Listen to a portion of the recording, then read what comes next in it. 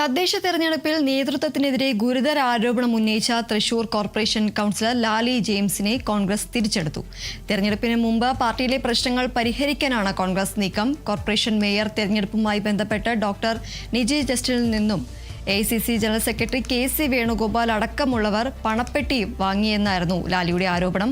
നൂലിൽ കെട്ടിയിറക്കിയ KC വിഭാഗത്തിന്റെ സ്ഥാനാർത്ഥിയായിരുന്നു Niji Justin എന്നും ചില നേതാക്കൾ മാത്രം ചേർന്നാണ് മേയറാക്കാൻ തീരുമാനിച്ചതെന്നും ആയിരുന്നു ലാലി പരസ്യ വിമർശനം ഉന്നയിച്ചിരുന്നത്.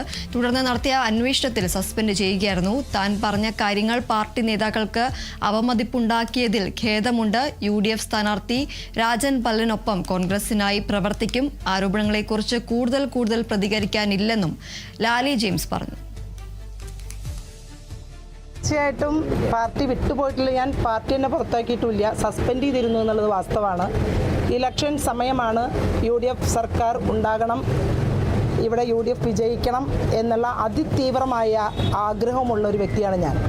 അതുകൊണ്ട് തന്നെ പ്രത്യേകിച്ച് തൃശ്ശൂർ നിയോജക മണ്ഡലത്തിൽ മത്സരിക്കുന്ന രാജൻ ജെ പല്ലൻ്റെ കൂടെ ആടെ സുഹൃത്തായും ഒപ്പം നീണ്ട വർഷങ്ങൾ കൗൺസിൽ ഞങ്ങൾ ഒന്നിച്ചിരുന്ന സഹോദരന്മാരാണ്.